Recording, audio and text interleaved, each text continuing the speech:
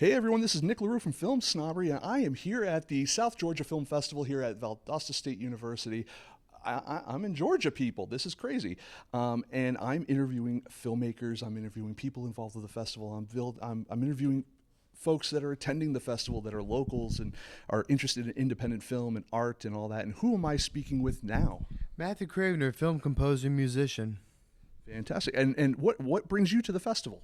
Well, just on quite honestly, the desire to network and make new connections in the film industry. I'm a film composer, and it just networking means a lot to me, and it's really important in my life. So to get a job, get jobs, and maintain them, etc. So yeah.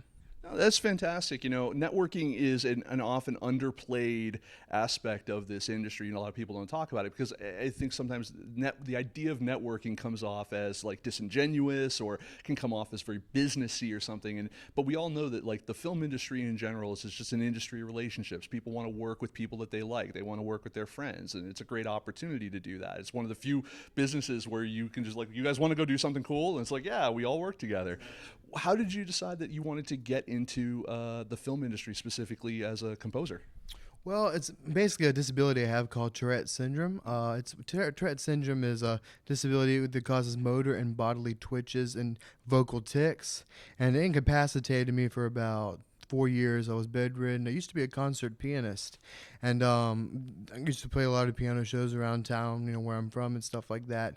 And then when I was 11, it came down with Tourette's, and that incapacitated me for basically 5, 6 years. I was bedridden, couldn't really function or play the piano anymore. And one day was sitting, actually laying in my bed and was watching a film called Homeward Bound, a really famous Disney film. And so one thing was behind it I'd never really heard before, and it was music behind a film. And I was, really engrossed in it. And I was wondering, like, instead of piano playing and performing in public, why don't I try to pursue writing instead of actual performance?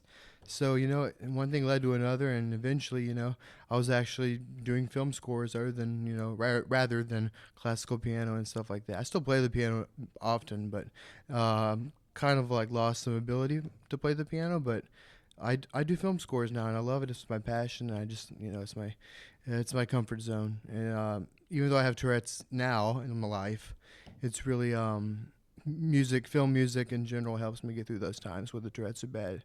And yeah. No, that's fantastic. And actually, it's something I actually wanted to ask you is that, because Tourette's is, it's in terms of also it's like stuttering in a way where, it's an involuntary bodily response. Like you don't really have control over it. But I do know that some people have gained better control of their bodily instruments, so to speak, through music or through or with music assistance. The King's Speech, perfect example of something like that, and using rhythmic kind of things to kind of give you. Does composing and music in general, does that help, let's call it soothe the savage beast inside, so to speak? It does really. When I have Tourette's, just think of it as Tourette's as a decision I cannot help making. I feel an urge in my body to satisfy a certain need for pressure, and that's part of what Tourette's is pretty much. So whenever I feel the Tourette's coming on, I'll go to my piano and write music like film score music and stuff like that. So it does soothe the savage beast to do that. That's one of the ways I cope with Tourette's. That's great. And I love I love the story of it so far. I can already see the part of you're in the part of the movie now, right? Where you just need that one big breakout thing, and then someone does the documentary about you. It's like, oh, did you hear about the guy? He has Tourette's, but he's a famous musical composer, and it helped him, over. Like that's the movie right there. Like so that's fantastic. Yeah, what kind of movies for you? Do you look to for inspiration for when you're composing? It's basically movies that have relate to what I've been through. That's one. Two is I love just based on genre. I like action movies, horror movies, and thriller movies, and Christian movies because I'm a Christian. Those are my four main genres of movies I like. So I like to go to those for inspiration, even like musically. I like to go to those for inspiration, even to soothe the savage beast, as we talked about earlier. So yeah. No, that's it's great. I think that composing for film scores, again, another somewhat underlooked area of the film industry, not as an industry. I mean, everyone knows John Williams. Everyone knows a lot of these folks that are just legendary for what they've done in the movies they've done. But at an indie level, I think that because it comes at in the post production process, and it's not the thing that is on the screen the same way that the actors are. It's not the way that the director kind of as at an indie level has to put themselves out, because typically this is the project that's going to lead to the next thing. How do you kind of put yourself a little more front and center to make sure that you're moving your career along? Well, usually I'll just call people up. You can't be afraid to step out of your comfort zone when it comes to networking. I'll cold call people sometimes.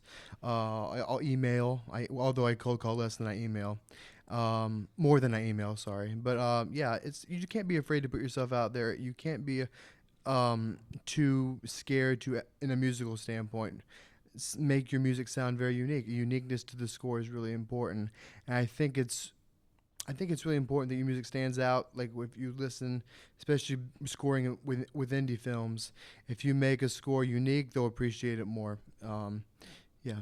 No, and that's actually a conversation you and I were having last night at the opening night party here at the South Georgia Film Festival, which was a very nice party. I'd never had a chance to walk around down here, and it was really nice. The music was good, and the area was really nice. Even at night, it was nice. I don't know how to really even talk about how I felt. It felt good, I guess is the best way to say it. But we were talking last night about, you're a cold caller. I love that. I'm a former car salesman, so believe me, when we had slow times, my boss would throw a Yellow Pages. For those of you who are a little younger, Yellow Pages is like the internet, but in a book of phone numbers. And he would literally throw the Yellow Pages in front of me and just be like, start dialing, and be expected to sell a car that way.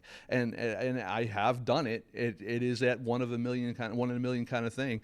But not a lot of people are comfortable with that cold calling thing, and I get why. I do get the reservations and apprehensions about it, but I admire people who get over that, that what if, and get to why not. And I love that aspect of that. And it's something that in the industry is absolutely going to serve you well, because I think that so much of the industry runs on fear of what might happen. And, the people I see truly succeed are the people who go, yeah, but what if it does, if I don't do this, then I'm going to regret it later or something like that. Do you have hopes to maybe stay in Georgia or Florida or in the South, kind of indefinitely doing this? Or do you think that at some point you may try to make a trip to New York or LA or something like that? Well, quite honestly, it's in limbo now because I will be working with a director whose name is Lonnie Korngold. She's a producer, and she was part of the South Georgia Film Fest. She is part of the festival. So it's basically Hollywood is kind of like coming to me in a certain way. So I'm not really sure whether I'm going to go out to L.A. Quite honestly, right now I'm thinking of just staying in my hometown, which is Tallahassee, Florida. But I'm thinking, just whatever happens, whatever opportunities come my way, it's what God has in store. And and to that point too, we were talking again off camera or off recording of you're one of those few people in the industry, you're who's getting paid to do the job. And I love that as well. I mean, so many people are working for exposure, or they're working to better their, to get that next step in their career. But you've been lucky enough where people are seeing the value in what you're doing and are getting to that. And I absolutely applaud that. So I would definitely say, what's the best place if someone wanted to get in contact with you? What is the best place online, either social media or a website or something like that people could get a hold of you? Well, my website's the best way. It's MatthewCravener.com. It's basically my name. And my SoundCloud's another good way to get a hold of me. You can message me there. Email's good and phone is good. But, yeah, my website has the best method of contact. My email's at the bottom of every page. So, yeah. And then that's it. Everyone's going to know you're going to get cold called now. That's what's going to happen next, hopefully. But thank you very much, and thank you for coming to the South Georgia Film Festival. I've had a great time so far. You look like you're having a good time. I met your parents; they're lovely people. Thank you very much, and hopefully, we're doing this again next year with a film that you've got a score in. So I think that'll be fantastic. Yeah, I really hope to have another score in the film festival, especially next year and and years after. So I really look forward to scoring more films. I got 5 feature films in store for this year alone. So it's gonna be very exciting. Thank you so much for interviewing me. Thank you very much. Thank you.